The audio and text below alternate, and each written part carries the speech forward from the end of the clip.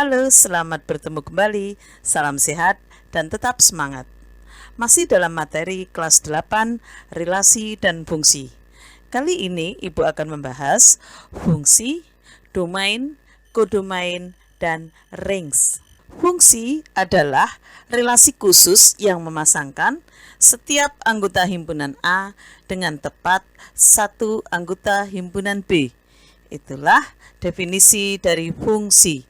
Fungsi disebut juga dengan pemetaan.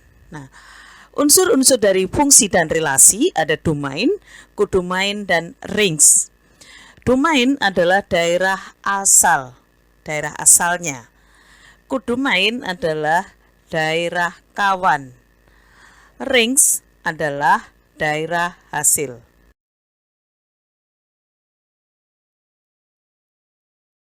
Untuk lebih jelasnya tentang fungsi, domain, kodomain, dan ring, mari kita perhatikan diagram panah berikut. Misalkan relasinya adalah setengah dari. Anggota A adalah 2, 3, 4, 5. Dan anggota B 2, 4, 6, 8, 10, 12. Nah, untuk diagram panah berikut termasuk fungsi karena apa? Karena himpunan A dipasangkan tepat satu anggota B. Jadi contoh berikut termasuk dalam fungsi. Nah, sekarang mana yang disebut domain? Nah, domain adalah daerah asal atau anggota yang depan atau anggota A-nya ya. Jadi domainnya adalah 2, 3, 4, dan 5. Kemudian mana yang disebut dengan kodomain? Kodomain atau daerah kawan. Nah, daerah kawannya adalah anggota B. Semua anggota B kita tuliskan 2, 4, 6, 8, 10, 12. Itulah anggota kodomain. Dan ringsnya, nah, rings ini adalah daerah hasil atau himpunan daerah kawan yang memiliki pasangan di daerah asal atau di daerah domain. Jadi ringsnya adalah daerah kawan tapi yang mempunyai pasangan di A, yaitu 4, 6, 8, dan 10. Ya, inilah contoh tentang domain, kodomain, dan rings, di mana diagram berikut termasuk dalam fungsi, karena anggota A tepat satu dipasangkan dengan anggota B.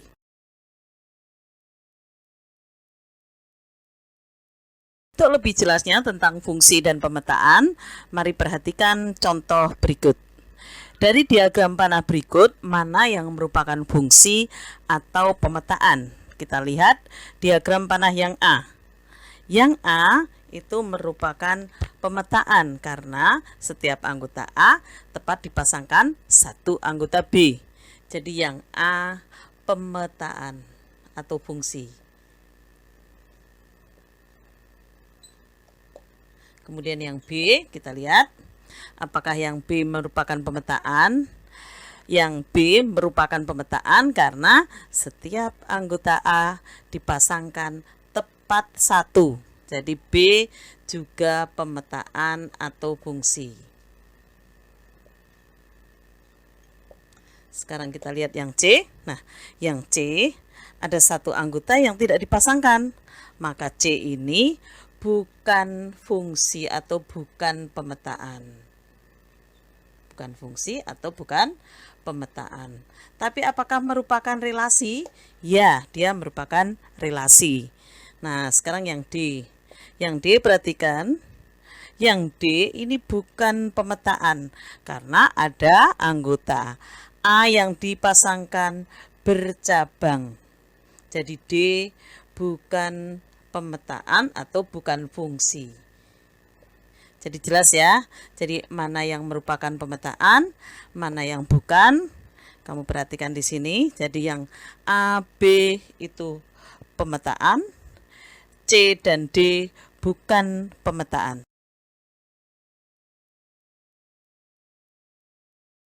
Contoh soal yang kedua, Dari diagram-diagram berikut, mana yang merupakan fungsi atau bukan fungsi?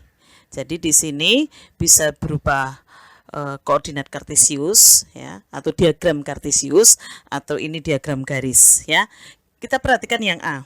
Yang A, kalau kamu perhatikan, antara anggota A dengan anggota B, jadi yang mendatar itu daerah asalnya, itu tepat mempunyai satu anggota. Maka yang A itu termasuk dengan fungsi atau pemetaan, karena dipasangkan satu anggota B. Nah, namun untuk yang B, kamu perhatikan, ini satu dihubungkan kedua, satu dihubungkan ketiga, satu dihubungkan keempat. Maka jelas di sini bahwa yang B bukan fungsi atau bukan pemetaan. Kemudian yang C, kalau kita perhatikan ini berupa garis lurus. Nah, tepat satu ya, tepat satu semuanya. Jadi yang C ini termasuk dengan fungsi. Nah, kemudian yang D, di sini misalkan titik ini ada dua ya, sebelah sini dan sebelah sini. Sebelah sini titiknya ada dua seperti ini juga. Nah, D ini bukan fungsi atau bukan pemetaan. Jelas ya? Mari kita lihat contoh soal yang ketiga.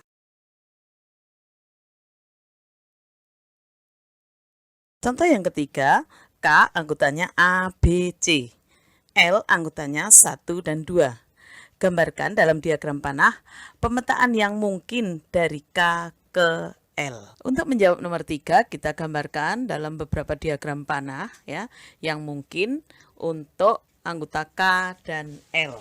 Untuk yang pertama, misalkan ABC kita hubungkan ke satu semua. Untuk yang kedua, ABC kita hubungkan kedua. Untuk yang ketiga, A dan B kita hubungkan ke satu, C hubungkan kedua. Untuk yang keempat, A-nya kita hubungkan ke satu, B-nya kedua, dan C-nya kedua. Kemudian yang kelima, A-nya kita hubungkan kedua, B-nya kita hubungkan ke satu, C-nya kita hubungkan ke satu. Untuk yang keenam, A kedua, B kedua, dan C ke satu. Untuk yang ketujuh, A-nya kita hubungkan kedua, C-nya kita hubungkan kedua, dan B kita hubungkan ke satu. Untuk yang ke-8, A kita hubungkan ke satu, B kita hubungkan kedua, dan C kita hubungkan ke satu. Kamu perhatikan, jadi untuk K, A, B, C, L, 1, 2, banyaknya fungsi atau pemetaan yang mungkin ada 8.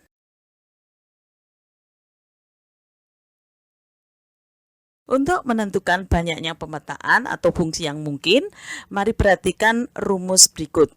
NA misalkan banyaknya anggota A, NB banyaknya anggota B. Maka banyaknya pemetaan dari anggota A ke B sama dengan NB pangkat NA. Sedangkan banyaknya pemetaan dari anggota B ke himpunan A sama dengan NA pangkat NB. Bagaimana cara menghafalkan? Nah, cara menghafalkan kalau dari A ke B dari belakang dulu, NB pangkat NA. Nah, kalau banyaknya pemetaan dari anggota B ke A berarti NA pangkat NB. Nah, sekarang misalkan banyaknya pemetaan dari P ke Q berarti NQ pangkat NP. Begitu ya. Misalkan banyaknya pemetaan dari M ke N berarti N banyaknya anggota N pangkat banyaknya anggota M. Jadi paham ya di sini ya.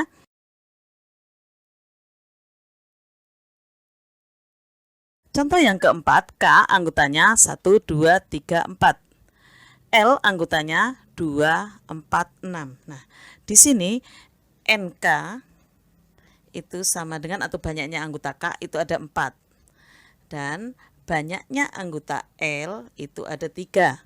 Maka banyaknya pemetaan dari K ke L adalah, ingat tadi rumusnya, kalau K ke L berarti NL pangkat NK. Nah, NL-nya 3 pangkat 4. Nah, 3 kali 3 kali 3 sebanyak 4 kali. Maka hasilnya adalah 81. Sedangkan banyaknya pemetaan dari L ke K adalah NK pangkat NL, di mana NK adalah 4 dan NL adalah 3. 4 kali 4 kali 4 berarti sama dengan 64. Bisa ya untuk menghitung banyaknya pemetaan. Supaya kamu lebih bisa, mari kita lihat latihan soal berikut.